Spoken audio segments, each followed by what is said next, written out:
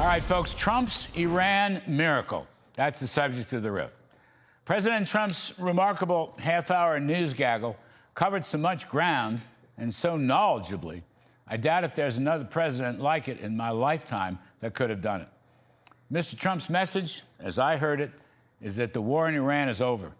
We have destroyed them militarily, and the brilliant blockade strategy is destroying them economically and financially. Iran as a nuclear and terrorist power is over, and all the critics have been proven wrong. Mr. Trump has been proven right. He is probably our greatest commander-in-chief since World War II, when FDR and Ike and Marshall and Churchill defeated Nazi Germany. What we have here, I believe, is a miracle. Actually, it's an Easter Passover miracle. Let's not forget our great Israeli ally, Mr. Benjamin Netanyahu. This is a remarkable personal triumph for President Trump and his steadfast vision of peace in the Middle East and around the world. It is also a remarkable triumph for Mr. Trump's policies, especially the phenomenal execution of these policies by our mighty military. And that Mr. Trump is able to bend the arc of history to his vision of peace and destroy Iran is remarkable. Yes, I happen to believe in miracles, and I believe that the Iran victory was providential. Let's come to the blockade for a moment, which is so important and which will lead to the economic and financial collapse of Iran. It was a brilliant Trump decision. Take a listen to what Mr. Trump said this afternoon. The blockade has been incredible. It's held. They're not doing any business. They're unable to do any business because of the blockade. And so the combination of having no Navy, having no Air Force, having no anti-aircraft equipment, they have nothing.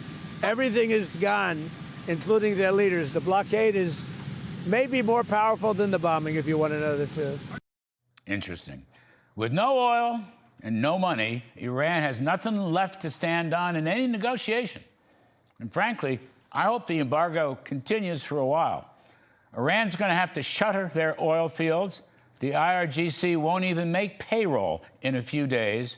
The real currency is worthless, and without any trade, there are no foreign currencies to substitute. It's the end game. That, by the way, is why stock markets are doing so well, hitting new records today.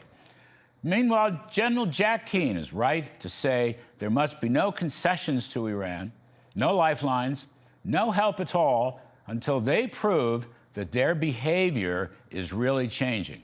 That's going to take a while.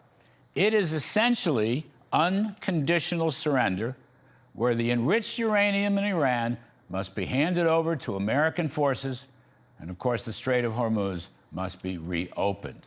But the U.S. is going to control Hormuz for a while, and that's a very good thing indeed. And when Mr. Trump doubled down on this blockade, it was game, set, match.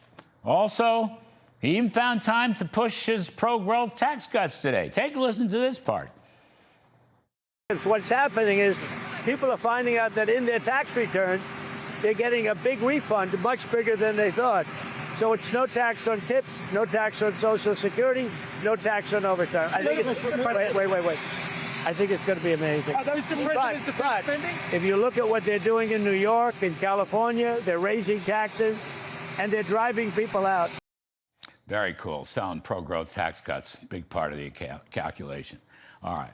My last point, for heaven's sake, the Pope should be thrilled that peace is breaking out in the Middle East.